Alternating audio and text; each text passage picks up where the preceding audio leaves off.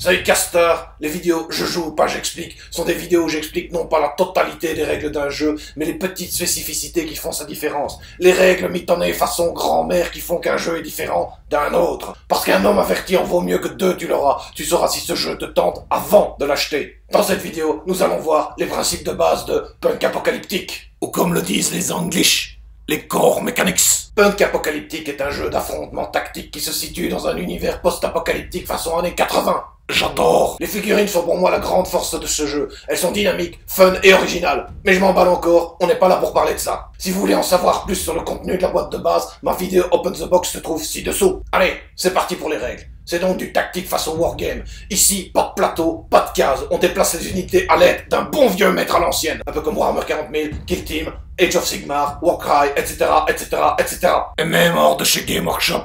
Ça fonctionne aussi. Avant de commencer la partie, chaque joueur doit se composer une bande en fonction de la faction qu'il a choisie.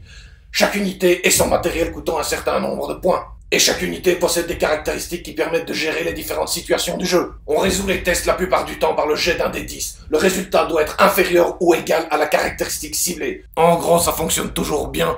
On va pas réinventer la roue à hamster. Par exemple, pour faire un test de tir, tu dois lancer un des 10 et faire moins ou égal à ta caractéristique précision. Chaque tour, les unités de tous les camps confondus sont activées en alternance. Celles dont la caractéristique agilité est la plus élevée sont activées en premier. Et les unités, lors de leur activation, peuvent faire autant d'actions que leur caractéristique action. Les actions disponibles sont les suivantes. Bouger, viser, tirer, charger, combat au corps à corps, se désengager d'un combat au corps à corps, interagir avec un ordinateur par exemple, et se mettre en état d'alerte pour agir pendant le tour de l'adversaire et lui tirer dessus dès qu'il apparaît dans votre champ de vision.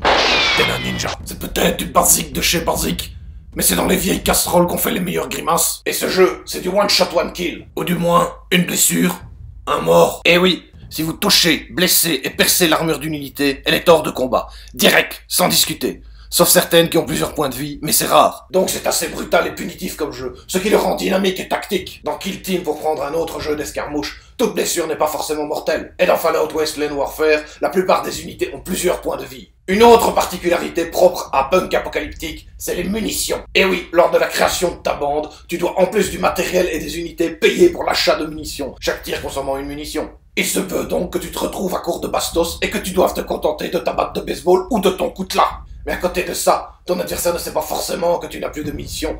Donc il fera quand même vachement attention s'il voit que ton unité a une arme à feu. Et ça, je trouve ça pas mal. Tu n'es même pas obligé de les acheter dès le début de la partie. Tu peux y aller avec juste l'arme.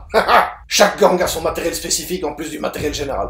Comme par exemple les motos ou les mobilettes pour les Black Blood Children ou les points électrifiés pour les Junkers. Et ça, c'est fun. Et chaque unité ou arme peut avoir des règles spéciales qui la différencient d'une autre, comme par exemple assoiffé de sang ou incendiaire. Le jeu de base comporte quelques scénarios standalone, et il est de bon ton de noter qu'une campagne toute faite ainsi que des règles pour créer ses propres campagnes avec évolution des personnages et tout le team sont disponibles sur le site de l'éditeur. Et voilà, maintenant tu as assez d'informations pour savoir si tu veux acheter ce jeu ou pas. Sache que le lien vers le site officiel se trouve sous cette vidéo, ainsi que le lien vers la boutique. Si jamais tu as aimé la vidéo, ce point sur lequel je n'ai aucun doute, mets un pouce, commente et partage-la. Et si tu veux aider Francis avec ton argent ou ta bienveillance, le lien se trouve sous la vidéo.